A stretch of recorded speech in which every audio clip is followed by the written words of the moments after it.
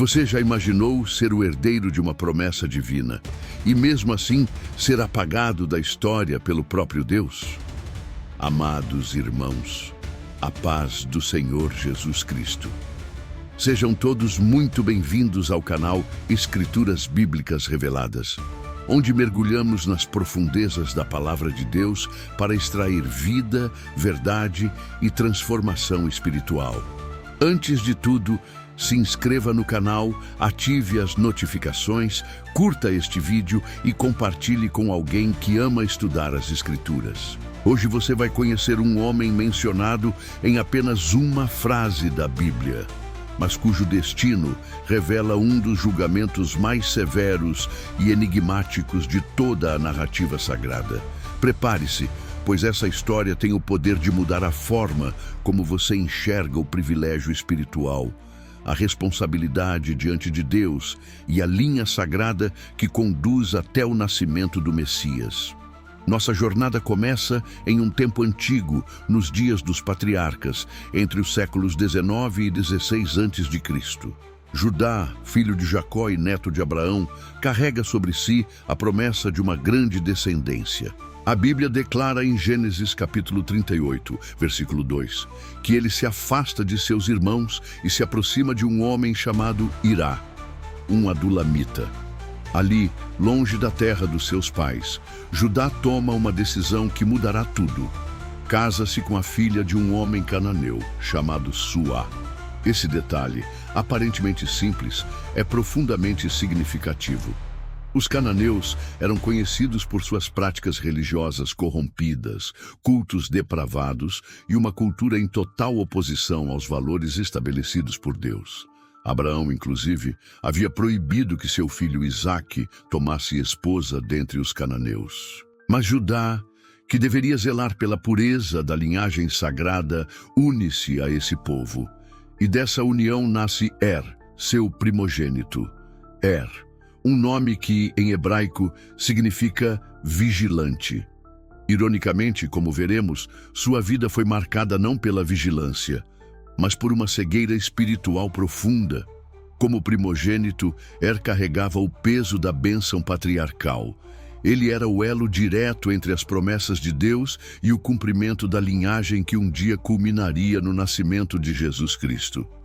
Imagine o tamanho do privilégio e imagine agora o tamanho da tragédia. Gênesis capítulo 38, versículo 7 nos diz: porém, o primogênito de Judá, era mau aos olhos do Senhor. Por isso, o Senhor o matou. Uma sentença. Um silêncio ensurdecedor. Nenhuma explicação. Por que Deus eliminaria alguém diretamente, sem mediação, sem advertência, sem misericórdia visível? A Bíblia, nesse momento, nos convida ao temor, pois aquele que tudo vê, que sonda os corações e conhece os pensamentos mais ocultos, julgou e o sentenciou à morte. Que tipo de mal alguém com tanto privilégio poderia ter praticado para ser riscado assim da terra dos viventes? Queridos, há algo nesse silêncio que clama por discernimento. Deus não age com injustiça. Em Êxodo capítulo 34, versículo 6, ele é descrito como compassivo, clemente e longânimo, e grande em misericórdia e fidelidade. Se o juízo foi tão imediato, o mal deve ter sido profundo. Estudiosos judeus antigos, como os que compilaram o Midrash, sugerem que poderia ter cometido pecados semelhantes aos de seu irmão Onã. Recusar-se a gerar descendência com sua esposa, Tamar, por pura vaidade ou egoísmo. Outros sugerem que ele introduziu práticas idólatras em sua casa. Nada disso está explicitamente na Bíblia. E talvez esse seja o ponto. O foco não é no pecado específico, mas na resposta divina. Deus vê além do que os olhos humanos conseguem alcançar. Enquanto o mundo via apenas mais um filho de Judá, Deus via um coração corrompido que mancharia a linhagem santa. É apagado. Mas o plano de Deus jamais pode ser interrompido. Você já se perguntou quantas oportunidades Deus te deu e o que você tem feito com os privilégios espirituais que Ele confiou a você? Você tem vigiado o seu coração ou tem negligenciado sua herança espiritual? Essa história mal começou, mas ela já nos alerta sobre algo grandioso.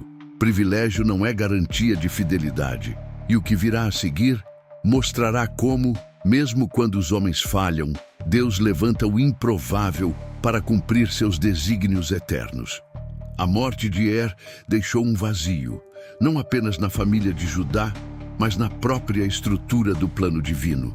Sem um herdeiro, a linhagem sagrada estava ameaçada. E para os patriarcas, isso era algo impensável. É nesse ponto que a Bíblia nos apresenta um antigo costume, o levirato. Esse princípio, mais tarde codificado em Deuteronômio capítulo 25, versículos 5 a 10, já era praticado nos dias dos patriarcas. Quando um homem morria sem filhos, seu irmão mais novo tinha o dever de se casar com a viúva e gerar descendência em nome do falecido. Era uma forma de preservar o nome da família e garantir que a promessa de Deus não fosse interrompida. Judá, então, ordena que seu segundo filho, Onã, cumpra esse dever com Tamar, a viúva de Er. Ele diz em Gênesis capítulo 38, versículo 8: Vai à mulher de teu irmão, casa-te com ela como cunhado e suscita descendência a teu irmão. Onã obedece parcialmente. Ele se deita com Tamar, mas deliberadamente impede a concepção, derramando o sêmen na terra. Por quê? Porque se Tamar engravidasse, o filho não seria considerado seu, mas de Er. E isso ameaçaria sua herança, sua posição e seus direitos como novo primogênito após a morte do irmão. Era puro egoísmo. Mais uma vez, vemos alguém privilegiado rejeitando o propósito divino por interesse pessoal. E mais uma vez, Deus intervém com firmeza. Gênesis capítulo 38, versículo 10. O que fazia era mal aos olhos do Senhor, pelo que também o matou. 2 mortes, 2 irmãos, 2 julgamentos diretos vindos do céu. O texto não menciona lamentos, não há enterros descritos, apenas a implacável justiça divina pairando sobre a casa de Judá. A linhagem messiânica agora parecia estar se desintegrando pelas mãos daqueles que deveriam protegê-la. Judá, temendo perder seu terceiro filho, Selá, toma uma decisão covarde. Ele diz a Tamar: Fica-te viúva em casa de teu pai, até que Selá cresça. Mas a Escritura revela a verdade em Gênesis capítulo 38, versículo 11. Porque temia que também este morresse como seus irmãos. Judá não tinha a menor intenção de cumprir sua palavra. Tamar, então, é enviada de volta à casa de seu pai. Viúva, sem filhos, sem esperança. Ela, que havia sido parte da promessa, agora é descartada como um fardo incômodo. E aqui, irmãos, chegamos a uma das cenas mais dramáticas e corajosas da Bíblia. Tamar percebe que foi enganada. Ela percebe que a promessa está em risco. E então, ela decide agir. Ela ouve que Judá, agora viúvo, irá a Tina para tosquear as ovelhas. Um evento que costumava ser marcado por festas, vinho e celebração. Ela se disfarça, tira suas roupas de viúva, cobre-se com um véu e se posiciona à entrada de Enaim, no caminho para Timna. Judá passa e não a reconhece. Ele pensa que se trata de uma prostituta cultual, algo comum nos ritos cananeus. Ele se aproxima, propõe relações e ela astutamente pede um penhor: teu selo, teu cordão e teu cajado. O selo era como uma assinatura oficial. O cordão o sustentava. O cajado era símbolo de autoridade e identidade. Judá entrega tudo isso, sem saber que estava selando o seu destino. Eles se deitam e Tamar engravida. Dias depois, Judá tenta reenviar um cabrito como prometido, mas a prostituta havia desaparecido. Ninguém a conhecia em Enaim. O tempo passa e então a bomba explode. 3 meses depois, alguém chega até Judá e diz: Tamar, tua nora, prostituiu-se e eis que está grávida. A resposta de Judá é rápida e hipócrita. Ele ordena, em Gênesis, capítulo 38, versículo 24, tirai-a para fora e que seja queimada. Mas o que acontece em seguida é uma das maiores reviravoltas de toda a Bíblia. Enquanto é levada para ser executada, Tamar envia uma mensagem ao próprio Judá, junto com os objetos que ele deixara como penhor. Do homem de quem são estas coisas eu concebi. Reconhece, peço-te, de quem são este selo, este cordão e este cajado. Imagine o silêncio. O coração de Judá parando, a multidão ao redor esperando o veredito. O julgamento que ele decretara contra ela agora recaía sobre ele. E então vem uma das falas mais nobres de toda a Escritura. Gênesis capítulo 38, versículo 26. Mais justa é ela do que eu, porquanto não a dei a Selá, meu filho. Judá, o patriarca, confessa, assume sua falha e reconhece a justiça de Tamar. Você já se viu numa situação em que foi obrigado a encarar seus próprios erros diante de todos? Tamar agiu com ousadia, mas sua motivação era clara: preservar o propósito de Deus, mesmo quando os homens ao seu redor falharam. A revelação de Tamar impediu sua execução. Judá, envergonhado, reconheceu a justiça de sua nora. Mas Deus ainda não havia terminado essa história. O ventre de Tamar guardava um mistério, uma promessa renascida, um futuro que ninguém imaginava. Chega o tempo do parto. Ela não espera apenas um filho, mas dois. Sim, gêmeos, fruto de uma união escandalosa aos olhos dos homens, mas usada soberanamente por Deus. Durante o trabalho de parto, um dos bebês estende a mão para fora. A parteira, para marcar o primogênito, amarra um fio vermelho no seu pulso. Mas algo inusitado acontece. O bebê recua e o outro nasce primeiro. Diante dessa inversão dramática, a parteira exclama em Gênesis capítulo 38, versículo 29. Como rompeste a saída sobre ti? Por isso ele é chamado Pérez, que significa brecha ou ruptura. O segundo bebê, com o fio vermelho, recebe o nome de Zerá, que significa brilho ou nascer do sol. Mas não se engane, essa cena não é apenas curiosa, ela é profeticamente poderosa. Mais uma vez, o plano de Deus quebra as expectativas humanas. O filho que aparentemente seria o primeiro é superado por aquele que rompe a ordem natural. Esse padrão se repete por toda a Escritura. Abel é aceito, Caim rejeitado. Isaque é escolhido, Ismael deixado de lado. Jacó toma o lugar de Esaú. José reina sobre seus irmãos mais velhos. Davi, o menor entre os filhos de Jessé, torna-se rei. Pérez torna-se o elo direto na genealogia de Jesus. Aquela criança nascida de uma situação reprovável carregava agora a linhagem que traria ao mundo o Salvador. Como entender isso? Como Deus pode usar algo tão quebrado, tão confuso, para manifestar sua glória? É aqui que o padrão divino brilha com força. Deus não usa apenas o que é perfeito. Ele transforma o que é falho. Ele redime o que é desprezado. Ele escreve histórias de salvação com letras manchadas pela dor humana. A história de Er, que começou com destruição, agora aponta para a restauração. Er morreu sem deixar descendentes.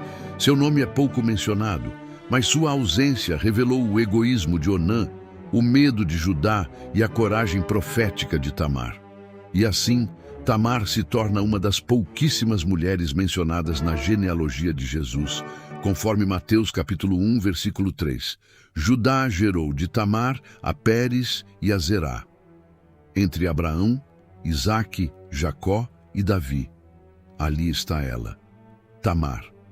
Sua presença não é um erro, é um lembrete. Quando os homens falham, Deus levanta quem Ele quiser. Tamar nos ensina que fidelidade ao propósito de Deus muitas vezes exige coragem e que, em momentos de injustiça, precisamos agir com sabedoria e ousadia. Pérez, o filho da brecha, simboliza o rompimento de barreiras. Ele representa a graça de Deus, que irrompe mesmo em meio à vergonha, ao erro, ao abandono. Você já se sentiu como Tamar? Esquecido, deixado de lado, sem promessas sendo cumpridas? Você já teve que lutar por um chamado que os outros ignoraram? Então saiba, o Deus da brecha ainda age, e muitas vezes é da ruptura que nasce o renovo. No livro de Ruth, capítulo 4, versículo 18, lemos: Estas, pois, são as gerações de Pérez. Pérez gerou Esrom. A linhagem continua. Esrom gera Arão. Arão gera Aminadab. Até que cheguemos a Boaz, depois a Obed, depois a Jessé, e então a Davi. Sim, irmãos, o rei Davi é descendente direto de Tamar. E mais à frente, no Evangelho de Lucas, vemos que Jesus Cristo, o Filho de Deus, é descendente de Tamar e Judá, por meio de Pérez. Quem poderia imaginar? Da prostituição disfarçada, da vergonha exposta, da dor da viuvez e da injustiça. Deus faz nascer a redenção do mundo. Ele foi o primeiro homem nas Escrituras a morrer diretamente pelas mãos de Deus, sem aviso, sem detalhes, sem defesa, apenas uma sentença. Porém, o primogênito de Judá era mau aos olhos do Senhor. Por isso, o Senhor o matou. Gênesis capítulo 38, versículo 7. Seu nome se apaga da história. E é como se a genealogia o ignorasse. Mas a sua ausência grita uma verdade espiritual profunda. Privilégio não substitui obediência. Teve tudo: posição, promessa, propósito, mas falhou no essencial, o temor ao Senhor. E por isso seu nome desapareceu. Na genealogia registrada em Números capítulo 26, a linhagem de Judá é listada. E lá está Pérez, lá está Zerá. Mas não deixou descendentes. Ele teve a chance, mas não teve legado. Seu lugar foi ocupado. E essa é uma das lições mais impactantes desta história. Ninguém é indispensável ao plano de Deus. Se você não cumprir o seu chamado, Deus levantará outro. Mas também há algo glorioso nisso. Mesmo que alguém falhe, o plano não falha. Mesmo quando o homem desiste, Deus persevera.